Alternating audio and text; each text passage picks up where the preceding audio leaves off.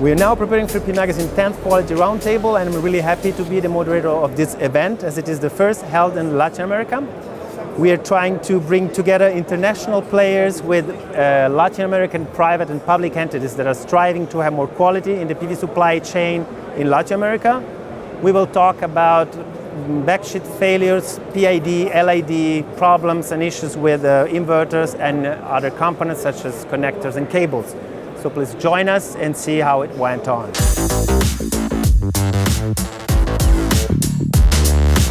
We have made a list of failures. Which would you consider the most common failure in your business?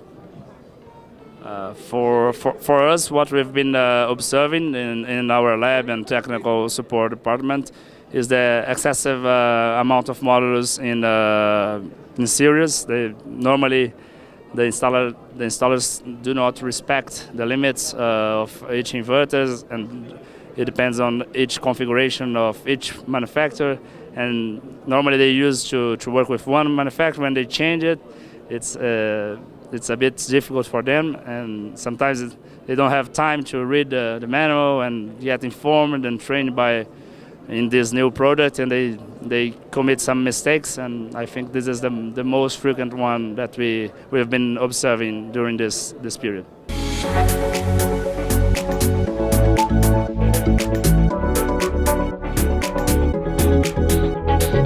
So we have seen at the conference that LID is a very important issue also in Latin American markets. Can you describe the experience that Jinko had with this kind of issues in these markets? Okay. Yes, LID is one of the most important topics that we are discussing now with our customer, mainly because it's related to the LCOE, the reduction of the LCOE, especially for the first year.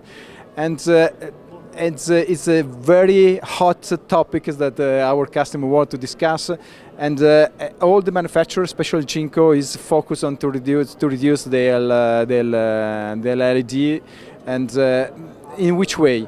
First, working on the cells. We have a special treatment of cells that can mitigate the reduction of the LED for the first year. Second, try to move the production from P-type to N-type. N-type is almost LED free, almost, because of their different process to produce the ingots and all the wafer cells process. And while with the P-type, because of boron and oxygen use in the process, the LED is a typical effect. Presents more in the mono product than in a poly product. Goodwe has recently opened a new office in Recife in Brazil and is now moving into the Latin American markets. How is the company planning to increase its market share in this region? I think the Latin American market is a key market for us in the future. So we pay more attention to the Latin America, especially in Brazil.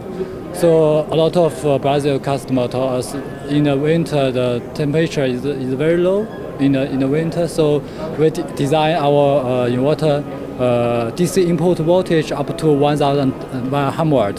So that means for the inverter can connect more panels even though in the winter.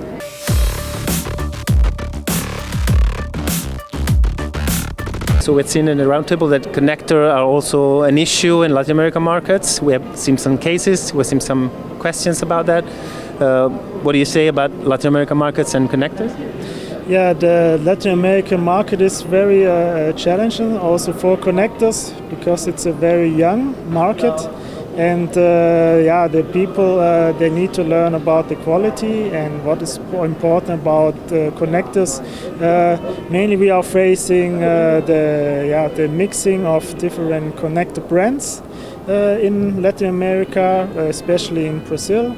And we are trying to educate the industry about the risks and why such small components like connectors have a big impact on the efficiency of a PV plant. How investors can make the right choice for the materials? How can you help these investors or developers to choose the right materials?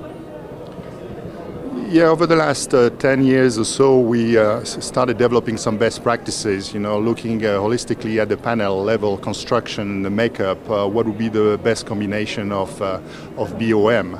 It's not only about backsheet, but it's really picking up the right glass, the right encapsulant, the right frame, and the cabling and connectors. So we develop best practices based upon what we picked up from the field.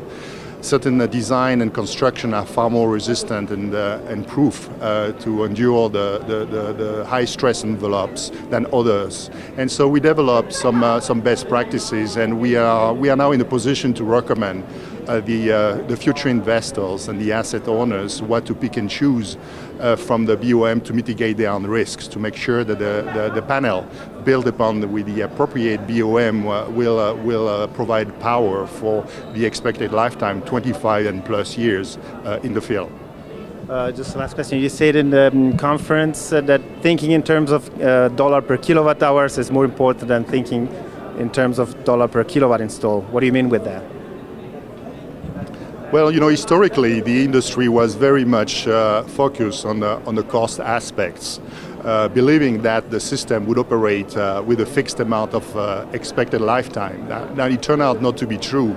There is some correlation between the system, the way you pick up and choose the components, with the actual system lifetime of the system. So really what matters is the cost of electricity, which takes into account the cost of the system, but also this is divided by the actual power output over the system lifetimes. So you cannot separate one versus the other one. So you can pick up and choose a low-cost system, but with a much shorter lifetime, the cost of electricity actually increases. So you really need to look holistically at both. The quality of the components, which includes the costs, but also the expected lifetime of the system. So that's really one of the key messages for the future investors